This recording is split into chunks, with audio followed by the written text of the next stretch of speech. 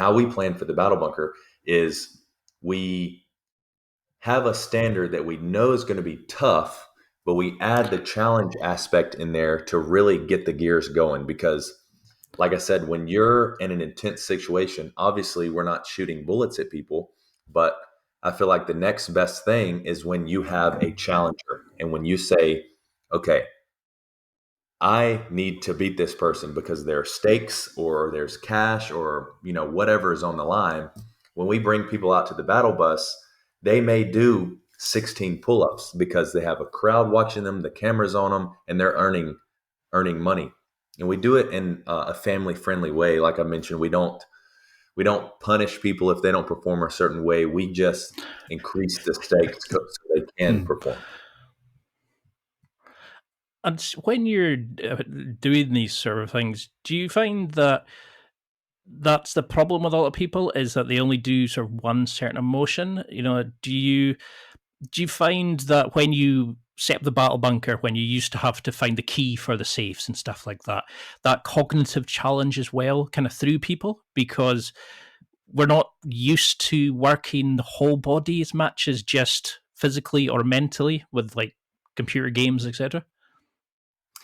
Yeah, for sure. When people come visit the battle bunker, they say, "Oh, after they attempt the challenge or complete the challenge, they usually say, I need to increase my blank because they realize in a situation like that, they realize their weak points. And that's what the battle bunker does is it shows people where they need to improve. And some people, blow right past it and they're in great shape, which just kind of solidifies their thinking behind their training. And the cognitive aspect is definitely fun because you see people fumble and all the time, on the range. I was a master at arms, so we trained in weaponry all the time. And there's so much yelling and there's a running aspect that you have to do to get your heart rate up and you're still thinking, okay, I have to fire 2 shots, reload my magazine, fire 4 at the back target, reload, fire the M4. So we're going through these courses of fire. And the cognitive aspect, it's a lot of fun because if you're not normally tested like that, a lot of people will see that as a roadblock. Because it's amazing when you watch some of your videos how when people suddenly have to go through the different lockers to find the key, and you can see them kind of go because they're so pumped with adrenaline, they can't control it. And it's some phenomenal videos you got there. Do you see Thank you. certain characteristics in these top performers? These guys that come in because you've worked with some amazing people. Like Demi Baggy, etc., who would love to get on the show. Have you had Mhm. like? Do you notice similarities with the people who are at the top of their game? I do, yeah. They boast confidence. They walk around with confidence because they know that either they've done something like this before or they can.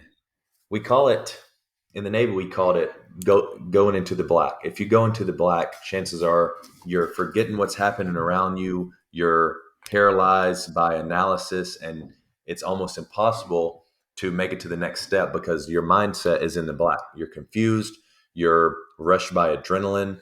So that's why I'm constantly talking to people through it Hmm. because I know that if they get caught, the time's ticking, their opponent's getting ahead, and it's a lot of stress on them to win. So that's why I'm constantly trying to talk them through it. So next time, if they are in a real life situation, they'll be able to keep level headed, stay, in the yellow mindset zone, and keep pushing forward. Because I love how you can do that. Like you're just running along, doing the exact same thing as everybody